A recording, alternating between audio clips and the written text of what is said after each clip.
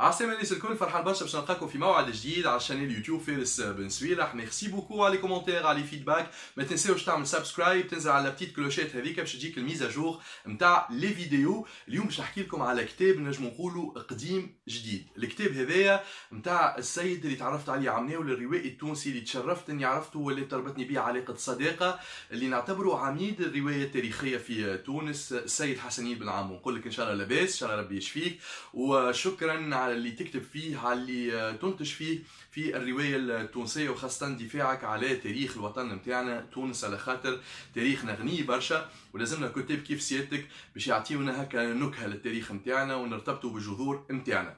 الكتاب اللي خرج توا في المعرض الوطني للكتاب التونسي في دورته الاولى هو طبعه ثانيه للخلخال. الخلخال روايه نجم نقولوا الحسنين بن عمو لايت. اش معناها لايت؟ على خاطر حسنين بن عمو من 500 باج فما فوق.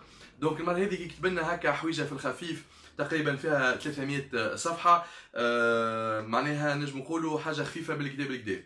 هذه الطبعه الثانيه عن طريق نقوش عربيه اغابيسك اللي طبعت قبل ولا عمناول نجم نقولوا الروايه الحدث عام الفزوع 1864 الحسنين بن عمو اللي يحكي فيها على علي بن غذام.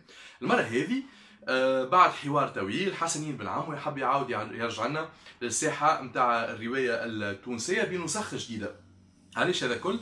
على خاطر رواياته اللي لقات نجاح كبير في الثمانينات وفي التسعينات، كما باب الفله والرحمانه وباب العلوج، ماهيش موجوده، كتب نادره جدا، بما انه كان يطبع على الحساب الخاص 1000 نسخه، وال1000 نسخه هذه يوزعها زاده بطريقه خاصه للمكتبات، وفيسع فيسع تمشي على الواحه بما انها قيمه جدا. المره هذه يرجع حسنين بن عمو بالخلخال اللي ان شاء الله باش يكون باب وفاتحه خير ان شاء الله للروايات نتاعو الاخرى اللي باش تعاودوا يتابعوا. وفي نفس الوقت 2019 حجام سوق البلاط اللي قاعدين نستناو فيه، اللي يتحدث على مصطفى بن اسماعيل، واحد من الشخصيات اللي اثروا في سياسه البلاد بطرق نتاعو الخاصه. زاد به حسنين بن عمو الخلخال، شنو حكايه الكتاب هذا؟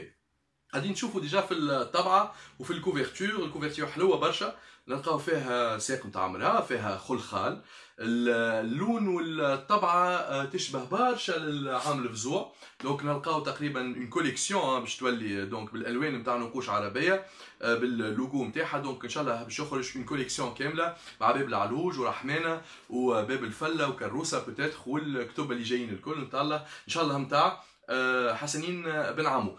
الخلخال شنو اللي مسني في الحكايه هذه؟ هي روايه تاريخيه وماهيش تاريخيه. علاش؟ على خاطر ما يحكيش فيها على تاريخ بالحق، لكن موجوده في وقت معين في تونس، وقت مازال فيه البي يحكم. ما سمناش شكون البي، ما سمناش شكون الحاشيه نتاع البي، الفتره نعرفوها وما نعرفوهاش، لكن ركز برشا على شخصيات نجم نقولوا من المجتمع التونسي في الفتره هذيك، واختار الشخصيات منهم احمد الاشهب اللي هو من القواد نتاع البي معناها في الجيش وعنده مرتبه عاليه، كيما عمار بوكربه اللي هو شخص معناها بسيط جدا، ونجم نقولوا حتى في وجهه دميم شويه، وماهوش معناها اموره الماديه تعبيه ياسر وما يحبوش ويحلم برشا وعنده نوع من الخبث، وسمي الثعلب في الكتاب هذا. حسيتو تعرف شنو حاجه حلوه على الاخر، على خاطر كيفاش الحكايه تبدا من السوق وين فما طفله جايه تطالب بالخلخال ولا طالب بفلوس نتاع الخلخال نتاع امها عند سيغي يهودي، ويراها سي عباس اللي هو تاجر وناس وانسان عنده برشا فلوس، ويتضرب فيها مغروم بنساء سي عباس رغم انه تزوج برشا مرات قبل. وبدات الرحله من غاديكا، احداث وعلاقه نتاع حب وتضحيات كبيره برشا، تهزنا للكيف، تهزنا لتونس العاصمه في المدينه العربيه، تهزنا القرقنه والارخبيل نتاع قرقنه وجزيره قرقنه، وين كانت المنفى نتاع المميسات، المنفى نتاع المجرمين، المنفى نتاع ناس يمكن الظلمت زاده في عهد البي، تهزنا الجو نتاع العربان والقبائل اللي متواجده في وسط تونس، وكيفاش كانوا يتعاملوا، شنية علاقتهم بالبي وبالحكومه وبالنظام في الوقت هذاك، وحكايه الضرائب. حسيتوا برشا حكايات مزيانه ياسر، لكن نجم نقولوا تعطيك نافونغو على لو رومان هيستوريك. معناها كانك تحب تبدا تقرا حسنين بن عمو اقرا الخلخال، اللي يعطيك هكا مدخل للروايه التاريخيه، ومن طون فما بنا نتاع روايه اجتماعيه، روايه تحكي لنا على الوضع الاقتصادي في البلاد، على العلاقات بين العائلات، اللي يتقال واللي ما يتقالش، اللي يصير واللي ما يصيرش، الحاجات الحلوه هذيك الكل اللي نلقاوها في المجتمع التونسي في فتره ما، فتره حكم فيها البي.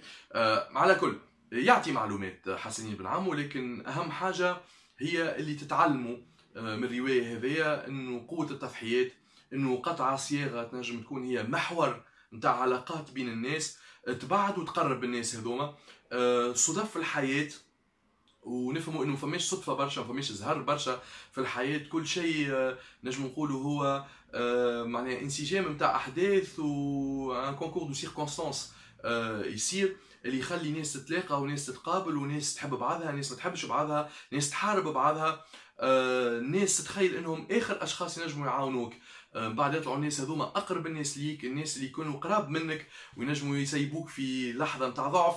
هذا الكل المجمع هذايا سوسيال بالحق معناها حكايه توجع وتفرح وتضحك وتبكي في نفس الوقت.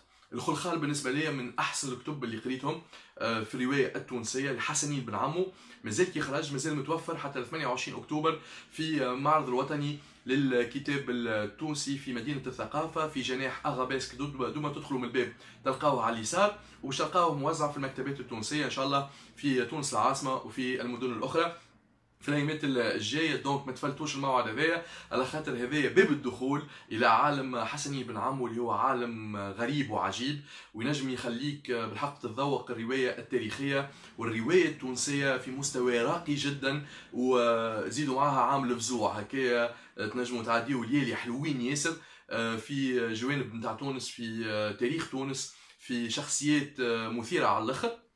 ومنأكد لكم باش تحبوا زينه في الخلخال، باش تحبوا هنية زادة، باش تحبوا خيرة، باش تحبوا برشا شخصيات اللي يمكن متنوعة، باش تحبوا عمار بوكربة اللي هو شخص يمكن ما يتحبش كان نتبعوا شنو اللي صاير، باش تحبوا أحمد الأشهر باش تكرهوه، برشا حاجات حلوة ياسر. هذه هي القوة متاع حسنين بن عمو، اللي يتلاعب بالشخصيات ويتلاعب بالمشاعر والاحاسيس حتى نتاع القارئ، وكل قارئ ينجم يرى الروايه هذه والاحداث نتاعها من وجهه النظر نتاعو، من لونجل نتاعو. الخلخال نعاود نذكر حتى 28 اكتوبر في مدينه الثقافه في جناح نقوش عربيه، وما تنساوش تاخذوه من المكتبات.